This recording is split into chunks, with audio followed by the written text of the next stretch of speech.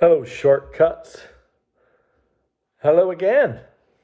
Well, I have two lists for tonight for publication in terms of price list on Wednesday, January 31st at 9 p.m. Sydney time, as always.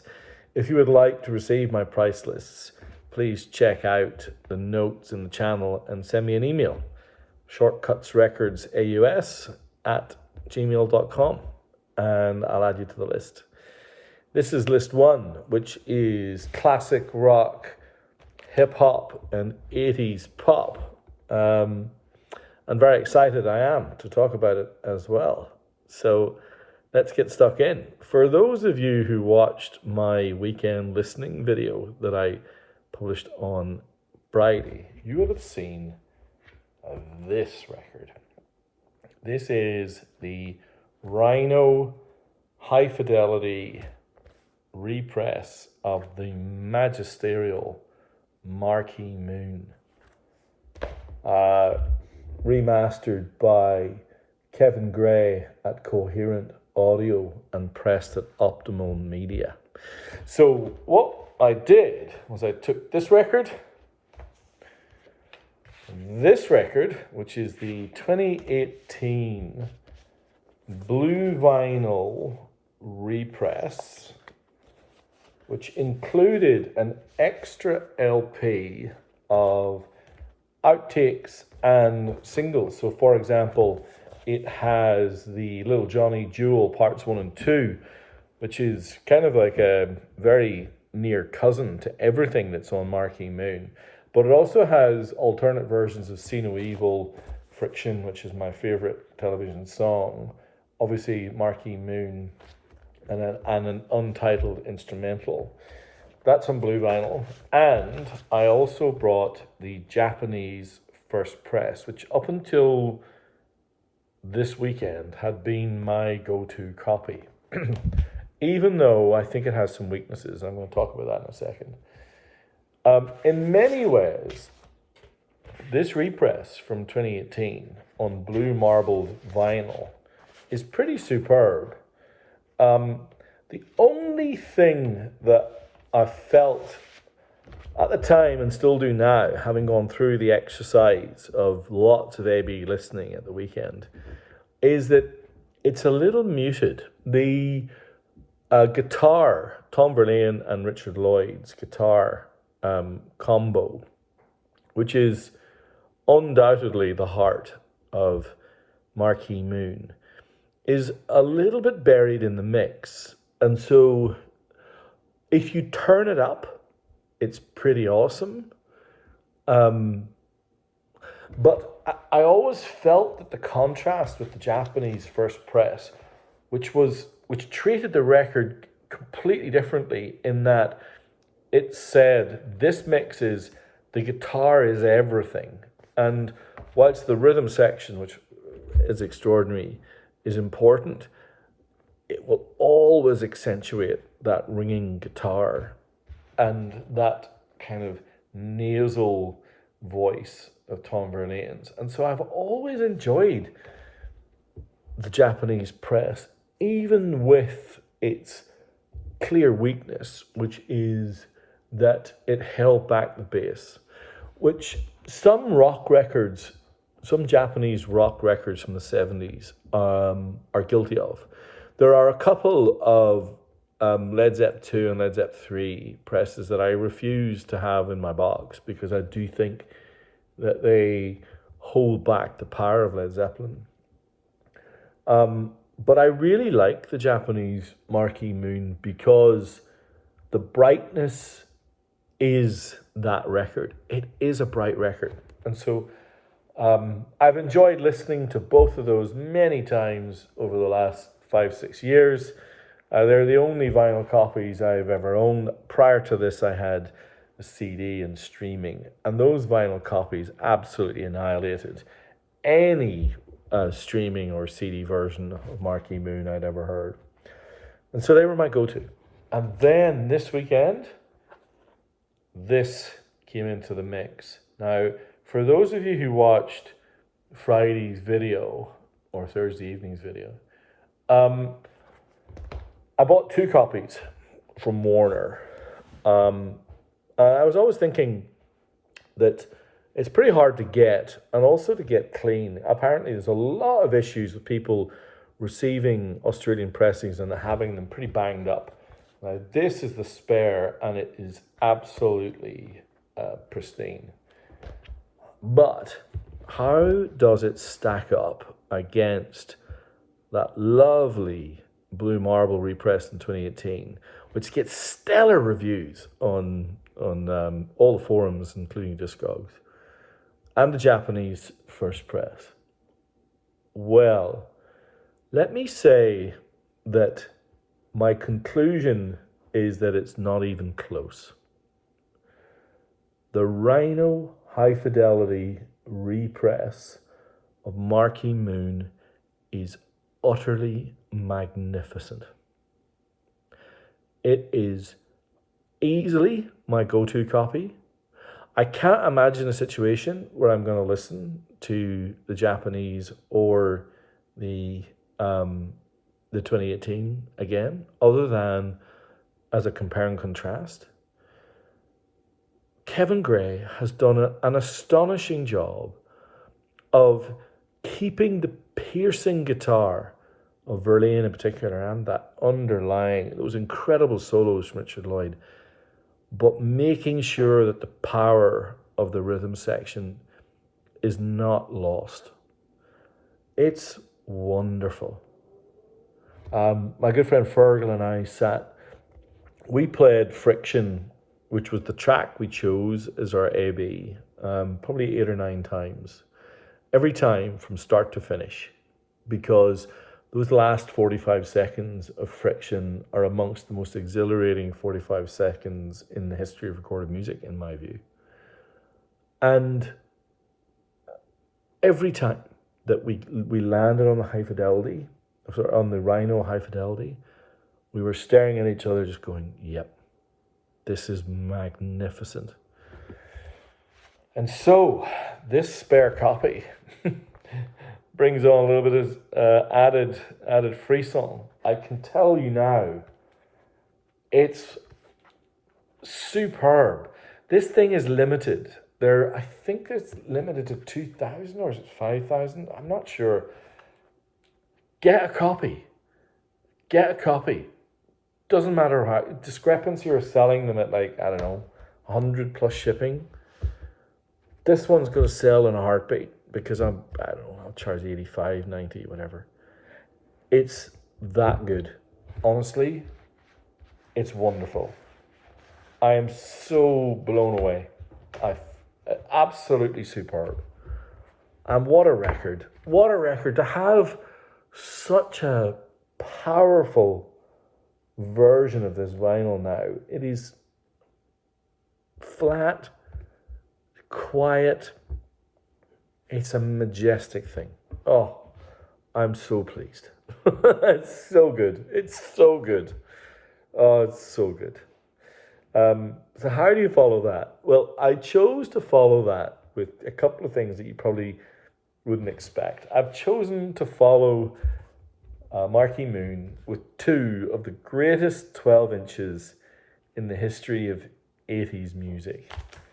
It is the Japanese 12-inch of Kate Bush's Cloudbusting with Obi, and the Japanese 12-inch of Tears for Fears, Everybody Wants to Rule the World.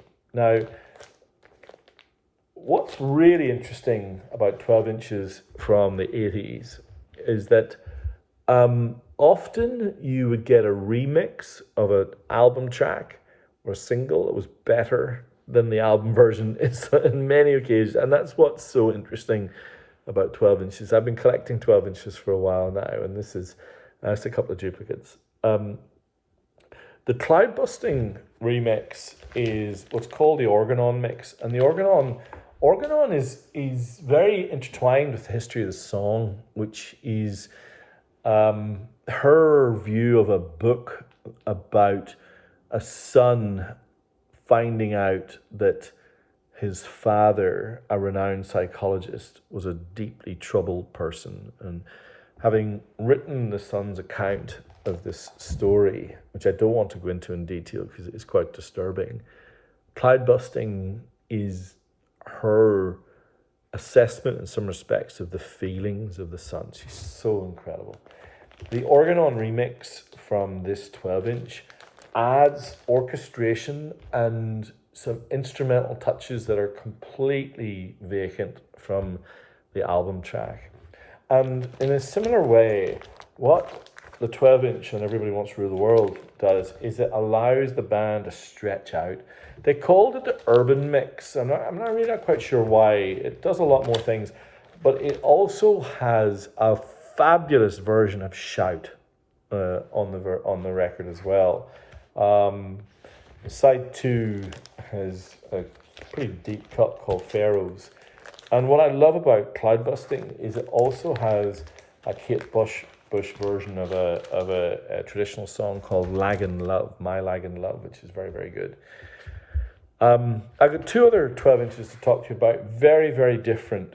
I think that the transition from the late 80s to early 90s is probably the golden era of hip-hop. You know, Tribe Called Quest, there's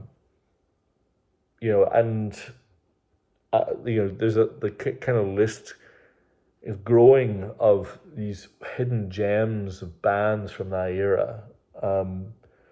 But these 2 records are 12-inches by acts that had a very distinctive role to play in that golden era. The Jungle Brothers, and this is EP1, their very first EP, were hip house. When you listen to this EP, it sounds more like house music than it does hip hop. What makes it hip hop isn't the beats, it's the really inventive rapping over the top. Jungle Brothers being hugely fun and interesting band. This is still in the shrink wrap. It is in absolutely practically mint condition. It's a historical artifact in the history of the linkages between hip hop and dance. And this is the US first press 12-inch of Mobb Deep's Getaway. Mobb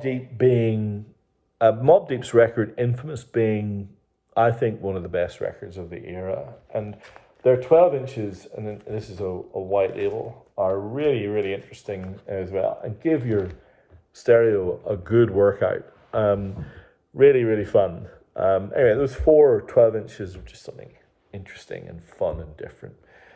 I've got some really cool Japanese presses to come now. How about this?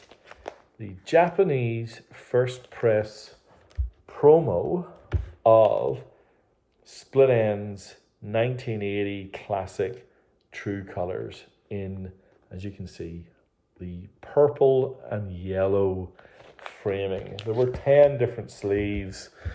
The rarest, of course, being the black and white sleeve that was sent out to journalists at the time in 1980. There are only a few, with some pens for the color journalists to create their own color scheme. But this was what was released in Japan. So Split Enz are an interesting band. They make their way into, that record in particular makes its way into the list of the greatest Aussie records of all time, when it is undoubtedly a Kiwi record. It's so new wave it hurts. It has it basically is the flowering of the talent that is Neil Finn. It is how they became commercially successful on the record where Neil Finn is allowed to kind of in some ways dominate. There's a complete, there's a factual linkage there, and you can really hear it on the singles, I Get You and others. Anyway, it's a wonderful thing. I better get going. A few others here. So this is the 1986 compilation of the Beach Boys classics called Made in the USA, which was a reaction to a couple of minor hits that they had on Capitol Records in the mid-80s. One, probably the biggest, being California Dreamin'. So what the record company did, which is, typical record company fare, is they put this compilation together, which is now long out of print, with a whole bunch of interesting stories. But what the Japanese did with it is wonderful. They created these blue translucent records, and as you can see, this is the white label promo of the blue translucent double album that is Beach Boys Made in the USA. And why is it so interesting? Well, let me give you a little read of the track list. Surfing USA, Surfer Girl, Dance, Dance, Dance, Fun, Fun, Fun, I Get Around, Help Me Rhonda, California Girls, Barbara Ann, Good Vibrations, Heroes and Villains, Wouldn't It Be Nice, Sloop John B, God Only Knows, Caroline No. Side 3 of this record, Good Vibrations, Heroes and Villains, Wouldn't It Be Nice, Sloop John B, God Only Knows, and Caroline No. I know it's a compilation, but those all fall from that amazing Pet Sound / Smile era, and they are, 6 of the best pop songs ever written, all on one side. And a couple of others that make their way onto side D with those kind of minor hits from the 80s. So really what they did was they created what is arguably the best compilation of the Beach Boys, tacked on a couple of 80s hits, and then put it out in this wonderful package. It's so Japanese, so brilliant. Talking about a Japanese record that I love, this is Creedence's 1969 debut, Creedence Clearwater, which some people call Susie Q, because Susie Q dominated the charts and dominated this record. It's really cool. It's got obviously some cover versions, including Susie Q being a cover version itself, but also their second hit, a cover version of Screaming Jay Hawkins, I Put a Spell on You. So there's a few really, really wonderful Japanese first presses for you. And there are 2 more to come. But before then, I had a couple of Aussie presses that I just wanted to talk to you about. I have Richard Wright's Wet Dream and The Cure's 17 Seconds. 17 Seconds. I was chatting to a friend of mine on a music forum over the weekend. He's a big Cure head, far more than me. And he was stack ranking his favourite 5 Cure records, and he was kind of poring over it. And Disintegration was number 1, and I can't remember. But anyway, 17 Seconds was number 3 on his list. I don't own Disintegration, and I don't love it. I find it a slog. I love Kiss Me, Kiss Me, Kiss Me. I love Head on the Door, and I love 17 Seconds. If I had to pick, I think 17 Seconds would probably be my favourite Cure album. It is like they came out of Three Imaginary Boys. Was difficult for them. It still doesn't sound like the Cure. They were never a punky new wavy band. This is when they found their voice, and I think you can hear the thrill of a band finding themselves. And it includes Our Forest, which, I don't know, is it their best song? Potentially. I've got 2 stone cold classic Japanese presses to finish. Absolutely awesome. I have the Japanese first press with Obi of The Final Cut by Pink Floyd. This is hands down, bar none, and it's not even close, the best copy of this record I have ever seen.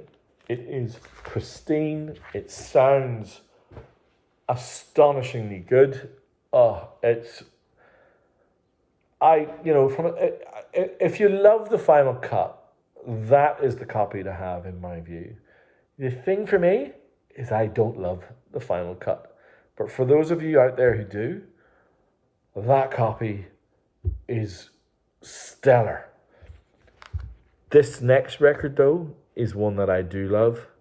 And I always tell people, the Japanese first press of Exile on Main Street is as good as that Rhino high fidelity Marquee Moon that I began this video 21 minutes and 20 seconds ago. It is that good. It's wonderful. There you have it. We started with television and we wound our way through Mobb Deep, Kate Bush, the Beach Boys, The Cure.